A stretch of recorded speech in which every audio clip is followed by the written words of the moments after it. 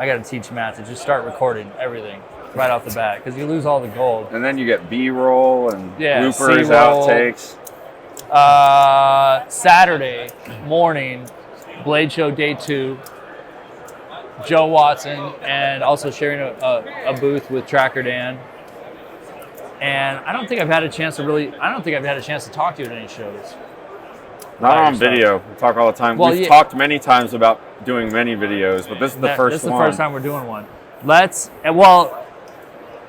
It might be your most impressive setup as well. Like as far as the variety, the new stuff, the shoebox setup. I appreciate that. It's pretty awesome. I want to talk about. First, I want to ask you about your handles, like on these textured, flared out ones. And I know you've done. Just tell me about it. Start with the Chris. So I'm just, you see things like G10 all the time. It's been scaled out with like a wheel or something like that. And I always like things like the old jigged bone. Is neat, but I like just the look of textures. Like this is a blade that between the jigging and the etching, like a lot of textures. I just enjoy it, and that's really cool. It's a way to get jig bone kind of texture on something that maybe in this case my card it's going to be way more durable, not necessarily going to shrink if you're worried about using it or just don't want to deal with constant upkeep. And then you flare out the back end on some of those, like on that. Yeah, on some of them, right now here is probably the most dramatic one where you've just got kind of a bell on the end of the handle, which if it's, a knife you're using can help you hit it when you're drawing the knife, or if you have it stuck in something and really need to pull it out. Yeah, not have your hand slip off the back end. Keep the hand from coming off of it. And some of them have that in a more subtle fashion. But yeah, Let me see that one. I try to just work really hard every year to do some special stuff to try to make the shows worth coming to for people. Had a lot of collabs this year, probably the most I've ever done at the show. Had a number of them with Dan. We did some with Les George, got the Strider collabs, and Ken Brock. We talked to Ken Brock yesterday. In fact, I might go back over to the Strider booth and show the wrap. So you did a wrap. Mick made the Damascus, he made the blades, and you did the wrap on them. And you've done that wrap on some of your knives here. You have, tell me about how you do this Japanese style or traditional style, but with your flare. So when people see or think Japanese wrap, they usually think something like this, the wide diamond peaks on it. Like I'd been doing this for a while and started like in the mid 2000s in the Army because I wanted something that had a lot of grit, but trying to find something other than like cheese grater textured G10 that would fray like gear, clothes sometimes, or if it's up against your skin, a lot of people, it just drives them nuts. So I found that something like this gave you the best balance between a lot of grit because you have those ridges that run down both sides, but it's not necessarily really abrasive. And Japanese knives, you were looking at things like silk held together with rice glue. So traditionally, if they were in use, they'd have to get them rewrapped like once a year, maybe more. It's not feasible for us today. Rice glue is not very durable, is what you're saying? Yeah. Okay. Yeah, or silk, it's going to rot, bugs eat it. So I started looking at synthetic cords and fiberglass resins. So it's extremely durable. I got some that are almost 20 years old now. Later on, when I wasn't just doing knives for guys I worked with and I tried selling them, it didn't go well at all. I mean, guys looked at it like, thought it was an abomination. Like, that's not a Japanese blade. Why is that stupid wrap on there? And after a while, like when I started coming to Blade Show, guys would start coming by and you see the gears turning, and over time, like everybody's doing a wrap like that on all kinds of blades now. Yeah. So blade shapes, wraps, all that. There are so many more examples that are out there throughout history than just that. It's a whole ocean of examples. It's just limited to your creativity. So these are more getting into braiding, and for me, some of this stuff comes from like watching and talking to Ishra and Teria does the leather braiding. So like this one, on the end here, it's literally a whip cap that you would normally Right. see on the end of the whip Right. in leather, but A I Turk's just knot or incorporated whatever, yeah. into a knife. And I've done different examples where the knot placements could be palm swells or guards on certain knives.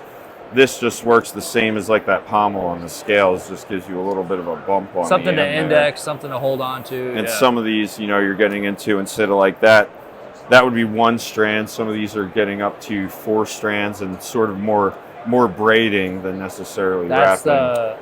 where's the sheath for that one? Whatever. Let's, Screw this. We don't need to talk We'll about the pull it sheath. out. There's a guy I know, Jade I or wasn't something trying to- like I wasn't that, trying that to prop started started getting into leather So work. that and goes with this Chris knife, right? yes, it does. So that knife gets that sheath. Let me look real quick. Keep him occupied, Jade. Fuck, where's that thing? And then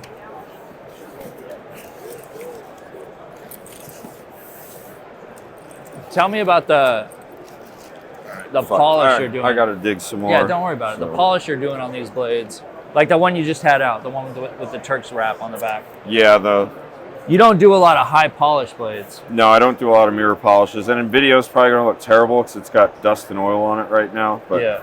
mirror polish, which I remember, first blade I ever mirror polished was The one I have. for you. Yeah. Which I had never done one, didn't know anything about it, so it was a nightmare because most of it was done with, I don't remember up to what grit, sandpaper, and then a rag and polish. Can't even count that high. And then I'd had a hammer and went and had a guy there that was doing a lot of Loveless style work, Yeah. John Young, Yeah. and he had, to me, just an awesome process to do a mirror Oh, he polishes. does. And recently, I kind of just felt like doing more because I hadn't touched it in a while, and thought, like, let's see if I could still do it.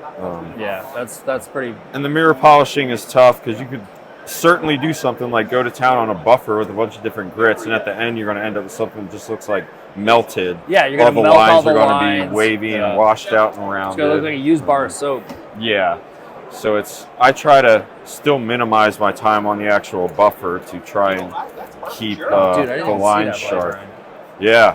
This was the accidental mirror polish. So there's some texture here on the flats because it was acid etched, and I left that, polished it out, and so I like texture. I left a little bit of the texture on the flats, but then the bevels are clean. And that has the same wrap as that. There's just another strand so that the peaks are built up more, so it's a fatter, grippier extra handle strand than in like here, that yeah. one. Yeah. So this is how That's many layers? How many cords are in that? 4 strands on that one. But 4 into 8. So yeah, each side ends up being 8. So it's 4 and 4. Right. Everything's a lot today. Man, that's cool. What steel is that? This one is CPM 154, which stuff like that, that's always a good choice if you're attempting a mirror polish because Yeah. it's usually really clean internally. Sometimes the mirror polishes and steels, you get to where you think you're getting close and get really excited and then find a little void or something in the metal, and there's no way to fix it other than to go back, start removing more material and hope that you don't run Hope into you go another past one. it, yeah. But like CPM 154, RWL 34 are usually really They're good for clean that. for the most part. All right, tell me about one more. Tell me about this one. So this is something that people have been looking at and think is a little bit strange, and then you tell them it's a Japanese blade, and they don't think that's the case. And this happens to be like the first one I put scales on. They were usually wrapped, Yeah. but there was a blade I came across, ended up buying, was in pretty rough shape, and the blade on this is inspired by that. I had bought the thing even though it was really bad shape because I had simply never seen even a picture of an example. It's usually considered Mohora Zukori in Japanese, and there's some documented examples of much larger swords with that blade shape, and I think all of them that are known that still exist are national treasures, so they're never going to leave Japan. They're all in They museums. never leave the country. Yeah. And I just never seen a blade this small with that blade shape. So I'm on a polisher's wait list right now, which is tough because, as I know of right now, there's only 2 legit polishers in the U.S. in the U.S. because they went through a longer apprenticeship than anybody. It was 10 plus years before they were allowed to touch a blade unsupervised. So even in Japan right now, there's Yeah, they're literally a dying breed. I've heard right now with the guys doing cord wraps in Japan, apparently there's only like about 30 of them left. And polishers, I'm not sure yet. So then what handle scales are on there? That's G10, just some diamond texture. I always used to like stuff like with guns, like the gunner grip sort of thing. It's totally good like that. So I wanted something that was, pretty textured that you could dial down with some sandpaper if you wanted to. Just as another option. That thing's beautiful, man. And then you put on your Kydex sheaths, most of them have Tracker Dan clips. Yeah, this year, because sticking with the collab thing, I did a lot more of Dan sheaths. He showed me how to do them a long time ago. I think it's been about 7 years since I've done one, so I had to go back and kind of And so really for people that refresh don't know, myself. when you say the Tracker Dan style sheath, you're referring to what components, what elements? His sheath here, which is going to have, his clip. The knife can be inserted into the sheath. Yeah, just show him in either direction. His thing was he wanted something that was really easy to resheath without looking, and he didn't have to worry about putting it in the right direction. If you don't have time to worry about it, you can go either direction. So it's got the Tracker Dan clip, and then ambidextrous, so you can go left or right-handed. Whether you're going to carry it left or right-handed, or you just have to put it back in quickly. It doesn't know what hand you have it in. And my way for a long time has been, if it's sort of like a combative knife, I want it cut so I can get the grip I need out of the gate. And that way, yeah, so not a lot of Kydex. Pulled out of the sheath, I don't have to assume or hope that my hand falls in the correct place. And I started doing that a while ago because some of the martial arts guys I was training with, I'd watch them a lot of time with their trainers, and they'd come out of the sheaths like something like that, and then re-grip. And I'd point it out to them, and they're kind of like, whatever. And then they were training some tier 1 dudes, and came to me a few weeks later, and they're like, "Hey, can you do a blade that's only sharpened halfway down the blade?" I'm like, "I guess. Why?" And they're like, "Well, some of these guys are coming out of the sheath with their hand on the blade and cutting themselves." And go, imagine that. Yeah, shocking. So I started cutting it like that because I never want to assume that my hand's going to fall into place. So yeah, just different thoughts in mind. I used really thick Kydex because back in the day, everybody was using 060 Kydex holsters and sheaths, and for me, one of those would last me a couple months before something cracked or from the heat just totally lost all the retention. So I beef them up. I like being able to say any holster attachment out there, you can rig it onto here to make it do what you want to do. Yeah, bro. This guy wants to talk about this. All right, hey, thanks, man. Good seeing you, man. Thank you. I appreciate it.